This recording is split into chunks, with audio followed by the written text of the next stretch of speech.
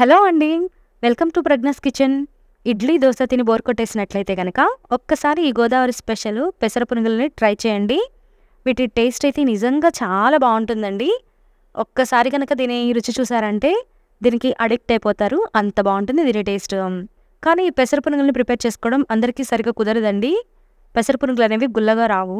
కానీ నేను చెప్పిన టిప్స్ ఫాలో అయ్యి గనక మీరు పెసర పునుగులని ప్రిపేర్ చేసుకున్నారంటే ఈ పెసరపిండి మిక్సీలో పట్టుకున్నా కూడా మీకు పునుగులు అనేవి చాలా గుల్లగా అలాగే చాలా టేస్టీగా వస్తాయి.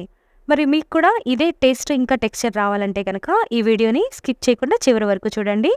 ఇప్పుడైతే లేట్ చేయకుండా వీడియోలోకి వెళ్ళిపోదాము. ఈ పెసర పునుగుల కోసం నేను ఇక్కడ ఒక గ్లాసు పెసరపప్పుని 3 గంటల క్రితం నానబెట్టుకున్నానండి. ఈ పెసరపప్పుని 2-3 సార్లు శుభ్రంగా కడుక్కొని వాటర్ అంతా వంపుకొని పక్కన పెట్టుకోండి. ఒక గ్లాసు పెసరపప్పుకి పావు గ్లాసు మినపగుళ్ళను నానబెట్టుకోండి. ఎందుకంటే పెసరపప్పులో జిగురు అనేది ఉండదండి. సో మీరు మిక్సీలో ఎంతసేపు మిక్సీ పట్టుకున్నా కూడా మీకు ఆ జిగురు ఫ్లఫీనెస్ అనేది రాదు. కాబట్టి మినపగుళ్ళను కనుక నానబెట్టుకున్నారంటే మీకు జిగురు వస్తుంది, అలాగే చాలా ఫ్లఫీగా కూడా వస్తుంది పిండి అనేది. ఇప్పుడు ఒక మిక్సీ జార్ తీసుకొని మనం నానబెట్టుకున్న పెసరపప్పులో కొద్దిగా కూడా వాటర్ లేకుండా ఈ విధంగా మిక్సీ జార్లోకి వేసుకోండి. అలాగే రుచికి సరిపడినంత ఉప్పు కూడా వేసుకొని పిండిని మెత్తగా పేస్ట్ చేసుకోండి. చూసారు కదండి, మనకి పిండి టెక్స్చర్ అనేది ఇంత సాఫ్ట్గా అలాగే గట్టిగా రావాలి. నేను పెసరపప్పుతో పాటు మినపప్పుని నానబెట్టుకోవడం మర్చిపోయానండి. ఉత్త పెసరపప్పుని మిక్సీలో మీరు ఎంతగా వేసుకున్నా కూడా ఆ పునుగులు అనేవి కొంచెం గట్టిగానే వస్తాయి. చూడండి, ఇక్కడ ఈ పిండిని వాటర్లో వేస్తున్నాను కదా, ఇలాగా అడుగు తేలిపోతుంది.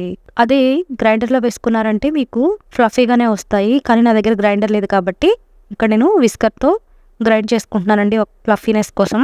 ఈ విధంగా విస్కర్తో ఒక 4-5 నిమిషాల పాటు చేసుకున్నారంటే కనుక మనకి పిండికి ఫ్లఫీనెస్ అనేది వస్తుంది. లేదంటే మీరు డైరెక్ట్గా గ్రైండర్ ఉంటే గ్రైండర్లో వేసుకున్నా కూడా మీకు ఈ ఫ్లఫీనెస్ అనేది వస్తుంది. చూసారు కదండి, ఈ విస్కర్తో చేసుకోవడం వల్ల పిండి అనేది ఎంత ఫ్లఫీగా వచ్చిందో అచ్చం కేక్ బ్యాటర్ లాగా ఉంది. ఈ విస్కర్ లేని వాళ్ళు డైరెక్ట్గా మిక్సీలోనే పెసరపప్పుతో పాటు మినపప్పును కూడా నానబెట్టుకుంటే సరిపోతుంది. పిండి ఈ విధంగా చేసుకున్న తర్వాత ఒక 1/2 అవర్ నుంచి 1 గంట వరకు పక్కన పెట్టుకున్నారంటే పెసర పునుగులు అనేవి ఇంకా గుల్లగా అలాగే చాలా టేస్టీగా వస్తాయండి. చూస్తున్నారు కదా, ఇక్కడ మనం ఇప్పుడు వాటర్లోకి ఒకసారి పిండిని డ్రాప్ చేసి చూద్దాము.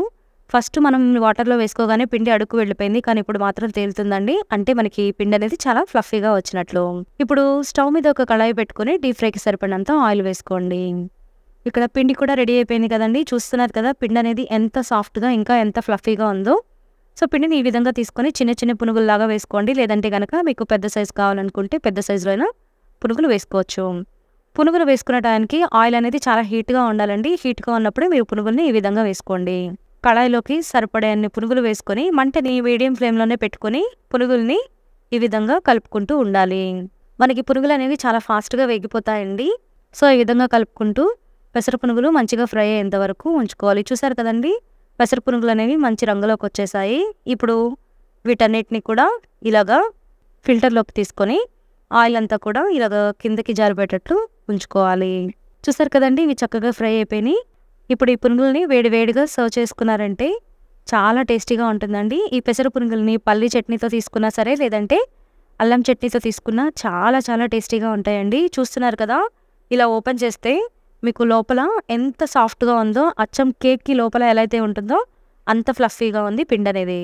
సో డెఫినెట్గా మీరు కూడా ఒకసారి ట్రై చేసి ఎలా వచ్చిందో నాకు కమెంట్ పెట్టండి. మరి ఈ రెసిపీ కనుక మీకు నచ్చినట్లయితే ప్లీజ్ నా ఛానల్ని సబ్స్క్రైబ్ చేసుకొని పక్కనే ఉన్న బెల్ ఐకాన్ని క్లిక్ చేయండి. అలాగే ఒక్క లైక్ చేసి షేర్ చేయండి. ఆల్రెడీ చెప్పాను కదండి, ఈ పెసర పునుగులకి కాంబినేషన్గా పల్లి చట్నీ అనేది చాలా బాగుంటుంది. సో ఆ పల్లి చట్నీ వీడియో లింక్ని కింద డిస్క్రిప్షన్లో ఇస్తున్నాను, ఒకసారి దాన్ని కూడా చెక్ చేయండి.